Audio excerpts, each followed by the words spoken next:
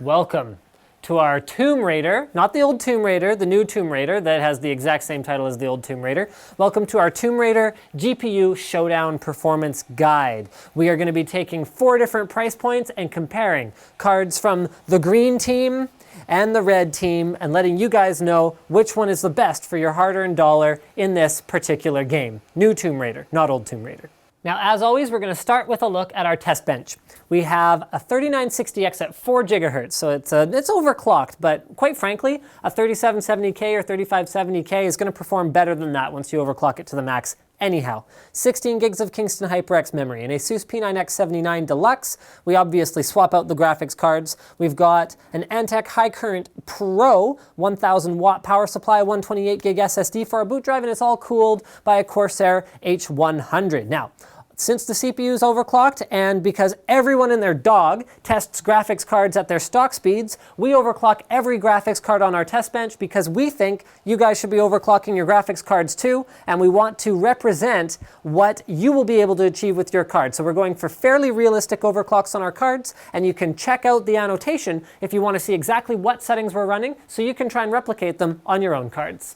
We are not using the built-in benchmark for Tomb Raider. We are actually using a 2-minute run-through the same way that we normally do, and if you want to check out our 2-minute run-through, you can follow along with Slick's testing methodology video, which he creates every time we do one of these showdowns, and you can benchmark your system against ours. Now, while we understand the importance of rating graphics cards based on frame times as opposed to just frame rates, we don't have the equipment yet to do that, so we're sticking with our old methodology of using fraps to record frame rates and reporting the results. It may not be perfect, but it's as good as anything anyone else has been recording for the last 5 years anyway, so hopefully it still gives you some guidance in terms of how these cards compare to each other. In our $100 price range, we've got the 7770 and the GTX 650. Now, these cards were run at Ultimate, which is the same settings we ran everything else at. And if you think about that for a moment, $100 card versus $400 card at the same settings, is quite possible you're going to end up with a situation where it's not really even playable on these cards. The 7770 in particular did not perform very well on Ultimate. However, because both of these cards just tanked with TressFX on, we decided to run at Ultra instead of Ultimate, just to give you guys a look at what you might actually be playing at. So the only real difference between Ultra and Ultimate is that Ultra does not have TressFX, which is the realistic hair simulation that's going on in this game. The funny thing is, TressFX is an AMD technology, but it actually runs better on the 650 than the 7770, even though neither of them are playable at all. So let's move into our next price bracket, which is about $200. So our 660 is about $229, and our 7870 is about $239, making them sort of closer to $250. But this is a very good value price point, and so that's why we want to bring this up. The 7870 did win by about 10% versus the 660, so there you go. I guess there's not really much else to say because Tomb Raider benchmarked very smoothly, other than the hiccups that were encountered on the lower end cards, where with TressFX it didn't seem to really want to work at all.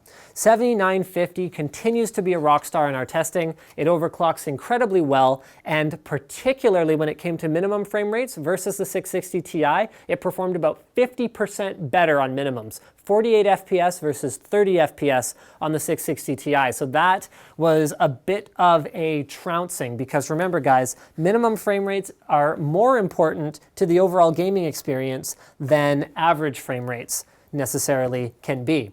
In our final price bracket, so we've gone $100, $200, $300, and now $400, we've got the GTX 670 and the Radeon 7970. So it's not a gigahertz edition card, but quite frankly, it doesn't really matter because it doesn't. You can overclock the card yourself anyway. But we see another victory for the red team, this time again by about 10%. And I guess it makes sense because this is an AMD sort of gaming evolved title. They are giving it away with their cards in their Never Settle bundles, or at least they have, depending on when you're watching this video. And I think that pretty much wraps it up. So thank you for checking out this video on Tomb Raider, not old Tomb Raider, new Tomb Raider. Don't forget to subscribe to Linus Tech Tips for more unboxings, reviews, and other computer videos.